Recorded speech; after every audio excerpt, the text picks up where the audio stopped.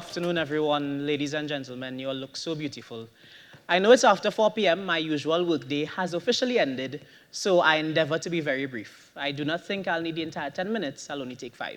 So, ladies and gentlemen, I am, as you heard, Alphabet, but I am the Local Economic Development Officer at the Tunapuna Piarco Regional Corporation, and I'm very happy to have the opportunity to have this brief conversation with you this evening.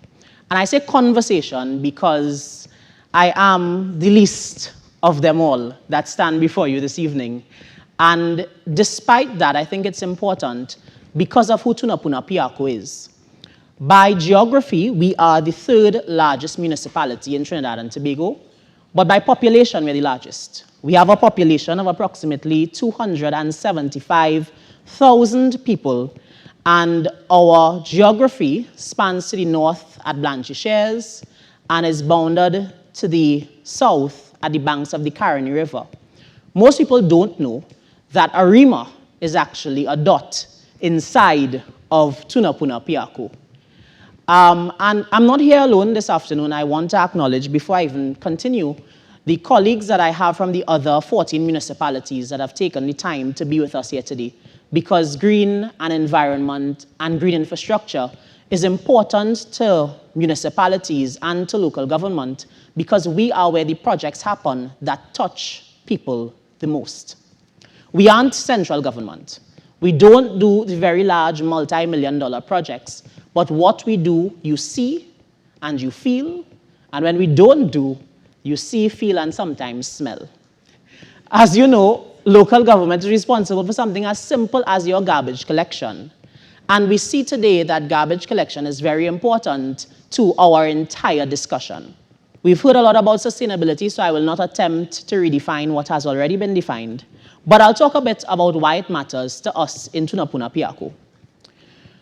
Because of our size and because of our geography, we have a very unique mix of industrial, of tourism, of residential. We are everything in Tunapuna Piarco. We have the newest mall, Eastgate's brand new spanking facility. But Tunapuna Piarco really and truly represents all that is Trinidad and Tobago. And therefore, as a municipality, sustainability must be a core focus of what we do. Because in terms of impact, if we get it wrong, the run-on consequences are even more significant for a larger number of people. If we think about how much of the northern range we have in our region, we have sensitive environments, Aripo, Blanchie Shares, Cora, Lopino, all places that we like to go. We like a lime. We're all Trinidadians for the most part. We like to enjoy our environment. But unfortunately, some of us do not discharge the responsibility that we have to ourselves, to our nation, and to our future. We indiscriminately dispose of our waste without consideration of the long-lasting consequences that it will have for the future generations to come. And I say that in the room of people, as was said before, I am preaching to the converted because I believe you that sit before me this evening will understand the impact of improper waste disposal on our sensitive environments. But it's important that we talk about it because within our spheres of influence, there will be people that will get it wrong. And as a young person myself, sometimes I have to be the bad guy amongst my friends and say, no, we're not doing that. You got to pick it up. Because when you throw it or you leave it by the river, it will end up in a drain. My first sojourn at the corporation, I distinctly remember it, was in 2018 when we had the Greenvale floods. I had joined the corporation a month or two before. I can tell you it costed us in the vicinity of $2 to $3 million to deliver emergency relief. That's just the cost of fuel, workers, mops, brooms, bleach, just to get people to some level of normalcy after those floods. But what we haven't been able to adequately assess is the total value of the destruction that we faced because some of us didn't really consider the environmental impact of our actions. And this didn't happen overnight. This was something that developed over time and we continued to ignore. I will not talk about the global perspective. We all know what it is. Sustainability is the hot topic. It is the conversation on everyone's lips, but sometimes we fall short. We'll ignore Trinidad and Tobago, but we'll talk about Tunapuna Piarco. I see my colleague from San Fernando, John. I'm not sure if I'm seeing him. John, just take a little wave, because that's the guy who pushes me in the realm of green and environment. Between the Tunapuna Piarco Corporation and San Fernando, we are currently in the process of exploring developing what we term to be a municipal eco-development hub. We are in the process of attempting to acquire a very large acreage of state land that we, in a joint venture between the municipalities, will be able to convert into agricultural plots, which, one, deals with agriculture. It deals with putting food on our table, but two, it also creates sustainable employment for the burgesses of the region of Tunapuna Piarco and of the city of San Fernando. Of course, we hope in the long term, after we get that agricultural element up and running, that we can focus on renewable energy, solar, wind, as a means of reducing our dependence on the traditional form of electricity. Of course, a material recovery facility is in the cards, but that's money that we don't have yet. So I'm glad that the Green Fund has a representative here this evening, because I know where I'll be begging to next. In 2016, just to give the historical perspective, the corporation launched in collaboration with SwimCall what is its curbside recycling initiative. As at that time, there was approximately 700 tons of garbage that was going into the landfill, of 70% of which was recyclable. In that one-year program that we launched with SwimCall, we saw remarkable impact in the communities, the 16 districts that make up the corporation, where persons were bagging their plastics separately from the rest of their refuse.